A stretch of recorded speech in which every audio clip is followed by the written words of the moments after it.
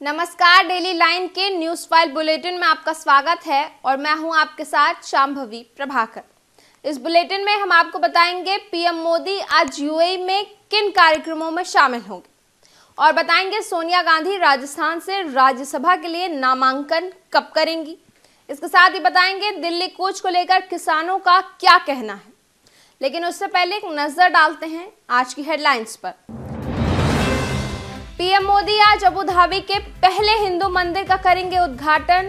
World government summit में होंगे शामिल, सम्मेलन को करेंगे संबोधित। सोनिया गांधी राजस्थान से राज्यसभा के लिए आज दाखिल करेंगी नामांकन। खड़गे, राहुल और प्रियंका गांधी रहेंगे मौजूद।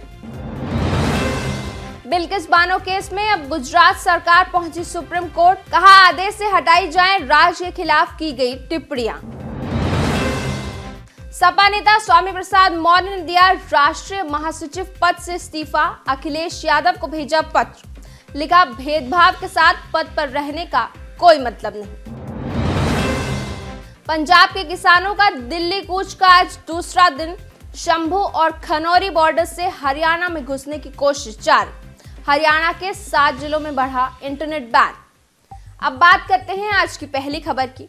प्रधानमंत्री नरेंद्र मोदी यूएई के दौरे पर हैं। उनके दौरे का आज दूसरा दिन है। पीएम मोदी आज अबू धाबी में पहले हिंदू मंदिर का उद्घाटन करेंगे। इसके अलावा PM Modi world government summit में हिस्सा लेंगे। वो दुबई में आयोजित होने वाले वर्ल्ड गवर्नमेंट समिट 2024 में चीफ गेस्ट के रूप में शामिल हो रहे हैं। इस मौके पर वे एक विशेष संबोधन भी देंगे। बता दें कि 2015 में प्रधानमंत्री बनने के बाद जब मोदी पहली बार यूएई के दौरे पर गए थे, तब यूएई ने मंदिर के लिए 13.5 एकड़ जमीन देने की घोषणा की थी।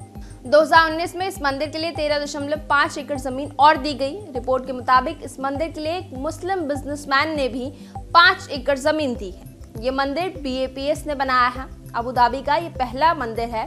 करीब 27 एकड़ जमीन पर 700 करोड़ रुपए की लागत से बना है। मंदिर का उद्घाटन करने के बाद मोदी कतर जाएंगे। अब बात करते हैं दूसरी खबर की। सोनिया गांधी आज राजस्थान से राज्यसभा के लिए नामांकन दाखिल करेंगी। यह पहला मौका है जब सोनिया राज्यसभा जाएंगी। वे 5 बार की लोकसभा सांसद हैं। राज्यसभा के लिए पर्चा दाखिल करते समय सोनिया के साथ कांग्रेस अध्यक्ष मल्लिकार्जुन खड़गे, राहुल गांधी और प्रियंका गांधी भी मौजूद रहेंगे। बता दें कि सोनिया अभी यूपी के रायबरेली से सांसद हैं। सोनिया को मनमोहन सिंह की सीट से राज्यसभा के लिए भेजा जाना तय हुआ है। पूर्व पीएम का कार्यकाल 3 अप्रैल 2024 को खत्म हो रहा है। वहीं कांग्रेस पार्टी इस बार प्रियंका गांधी को रायबरेली से लोकसभा चुनाव लड़ा सकती है। इससे पहले राहुल गांधी ने छत्तीसगढ़ के अंबिकापुर में कहा कि हम MSP की लीगल गारंटी देंगे। यह मैनिफेस्टो में शामिल होगा। केंद्र में सरकार बनते ही इसे लागू किया जाएगा। फसलों के दाम कम होने पर भी सरकार इसकी भरपाई करेगी। अब बात करते हैं अगली खबर की। बिल्किस बानो केस में गुजरात सरकार ने सुप्रीम कोर्ट में एक समीक्षा याचिका दाखिल की है। सरकार ने सुप्रीम कोर्ट से मामले के आदेश से कुछ टिप्पणियों को हटाने की मांग की है। सरकार ने कहा है कि बिल्किस बानो मामले में 11 दोषियों की रिहाई के वक्त राज्य सरकार के खिलाफ सुप्रीम कोर्ट की गई कुछ टिप्पणियों को आदेश से हटाया जाए। सरकार का कहना है कि सुप्रीम कोर्ट के फैसले में गुजरात सरकार के खिलाफ की गई टिप्पणियां नुकसानदायक है। राज्य सरकार ने केवल मई 2022 के फैसले के तहत सुप्रीम कोर्ट द्वारा जारी आदेश के अनुसार काम किया था। दरअसल 8 जनवरी को सुप्रीम कोर्ट की पीठ ने बिल्किस बानो की अर्जी पर फैसला सुनाया था। सुप्रीम कोर्ट ने हत्या और रेप केस में उम्र कैद की सजा पाई 11 दोषियों को रिहाई के 17 महीने बाद वापस जेल भेजने का फैसला सुनाया था। सुप्रीम कोर्ट ने गुजरात सरकार के समय से पहले दोषियों की रिहाई के आदेश को रद्द करते हुए कहा था कि बिल्किस बानो मामले में राज्य ने दोषियों के साथ मिलकर काम किया है। अब गुजरात सरकार ने इन्हीं टिप्पणियों को हटाने के लिए याचिका दायर की है। अब बात करेंगे अगली खबर की। पश्चिम बंगाल में टीएमसी नेता और उनके समर्थकों पर गंभीर आरोप लग रहे हैं। महिलाओं ने टीएमसी नेता शेख शाहजहां और उनके समर्थकों पर यौन उत्पीड़न और जमीन हड़पने का आरोप लगाया है। टीएमसी नेता के खिलाफ वहां के लोग और भाजपा नेता प्रदर्शन कर रहे हैं। इस बीच कलकत्ता हाईकोर्ट ने 13 फरवरी को मामले का संज्ञान लिया। जस्टिस अपूर्वा सिन्हा रॉय ने कहा कि संदेश खाली में जो भी हो रहा है वो विचलित करने वाला है। महिला के साथ गन पॉइंट पर यौन उत्पीड़न हुआ, ये बहुत दुखद है। उन्होंने मामले को लेकर पश्चिम बंगाल सरकार को नोटिस जारी किया है। कोर्ट ने केस पर सुनवाई करने के लिए 20 फरवरी की तारीख लिस्ट की है। इसके साथ ही कोर्ट ने संदेशखाली के बासिर हाट में लगी धारा 144 हटाने का भी आदेश दिया है। उधर शुभेंदु अधिकारी ने इस घटना को सबसे शर्मनाक घटना बताया है। उन्होंने कहा कि संदेशखाली में जो हुआ वो आजादी के बाद अब तक की सबसे शर्मनाक घटना है। इस पर राष्ट्रीय मानवाधिकार आयोग को भी एक्शन लेना चाहिए। बात करेंगे अगली खबर की।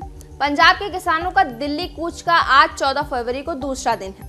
किसान शंभू और खनौरी बॉर्डर से हरियाणा में घुसने की कोशिश कर रहे हैं। किसान मजदूर मोर्चा के कोऑर्डिनेटर सरमन सिंह पंथेर ने कहा कि वे हर हाल में दिल्ली तक जाएंगे। वहीं हरियाणा के 7 जिलों में इंटरनेट बैन बढ़ाकर 15 फरवरी रात 12 बजे तक कर दिया गया है। यह पाबंदी अंबाला, कुरुक्षेत्र, कैथल, जींद, हिसार, फतेहाबाद और सिरसा में लागू रहेगी। अब बात करेंगे अगली खबर की। उत्तर प्रदेश के पूर्व मंत्री स्वामी प्रसाद मौर्य ने समाजवादी पार्टी के राष्ट्रीय महासचिव पद से इस्तीफा दे दिया है।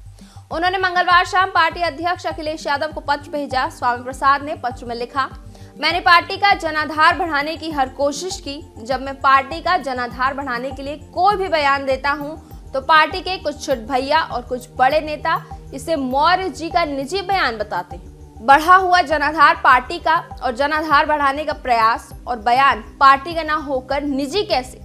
अगर राष्ट्रीय महासचिव पद में भी भेदभाव है तो मैं समझता हूं ऐसी स्थिति में पद पर बने रहने का कोई मतलब नहीं है, इसलिए मैं अपने पद से इस्तीफा दे रहा हूं। अब बात करेंगे अगली खबर की। राज्यसभा चुनाव को लेकर समाजवादी पार्टी में पीडीओ को लेकर बगावती सुर उठने लगे हैं। सपा विधायक और अपना दल कमेरावादी के नेता पल्लवी पटेल ने सपा के राज्यसभा प्रत्याशी का विरोध किया है। यहां तक कि पल्लवी ने राज्यसभा प्रत्याशी को वोट न देने का ऐलान भी कर दिया है। उनका कहना है कि समाजवादी पार्टी पीडीए के हकों के साथ न्याय नहीं कर रही है, इसलिए वह सपा के प्रत्याशियों को वोट नहीं देंगी। पार्टी में अपनी सदस्यता पर उन्होंने कहा कि मैंने कभी सदस्यता के लिए राजनीति नहीं की, हमेशा वंचितों के हित की राजनीति की है। डेली लाइन के मॉर्निंग न्यूज फाइल बुलेटिन में बस इतना ही। बने रहिए डेली लाइन के साथ।